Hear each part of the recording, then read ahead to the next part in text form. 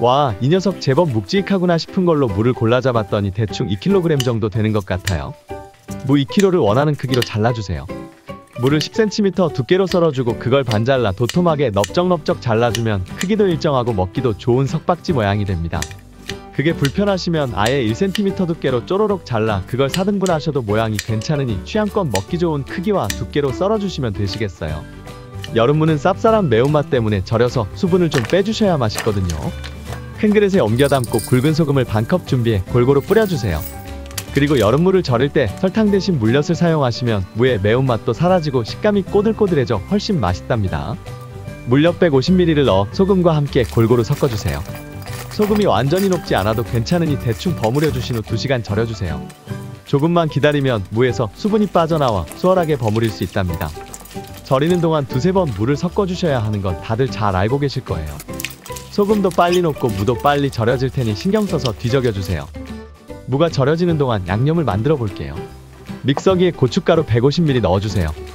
통마늘 20개 정도 넣었는데 다진 마늘 사용하실 거면 소복하게 2스푼 넣으시면 된답니다. 생강은 엄지손가락 반 정도 되는 크기인데 대충 10g 정도 될 거예요. 양파 반 개는 갈기 좋게 작게 잘라 넣어주세요. 대파 반 개도 마찬가지로 잘게 잘라 넣어주시고요. 새우젓은 건더기만 수북하게 1스푼, 멸치 액젓 4스푼, 여름엔 역시 풀 대신 찬밥이죠. 3스푼 넣었는데 70g 정도 되는 양이랍니다. 여기에 매실액 반컵을 넣어주고 물도 매실액과 같은 양으로 반컵을 부어주세요. 곱게 갈아주시기만 하면 양념은 완성. 양념만 되면 뭐 이제 다 된 거나 다름없잖아요. 2시간이 지난 무는 물이 엄청 많이 생기고 나른하게 잘 절여졌어요.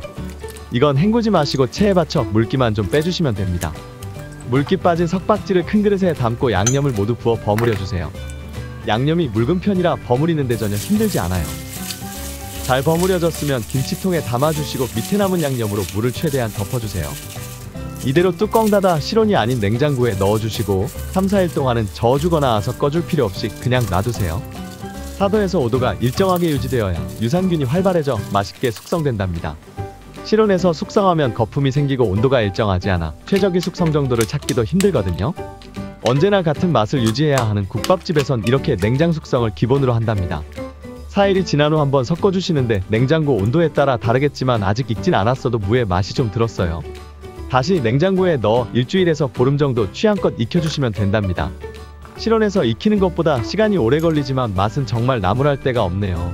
물론 김치 따위 익지 않아도 장아찌 따위 맛이 안 들었어도 무조건 입에 넣고 보는 저는 오늘 이거 먹어버리고 한 끼 뚝딱 먼저 행복할게요.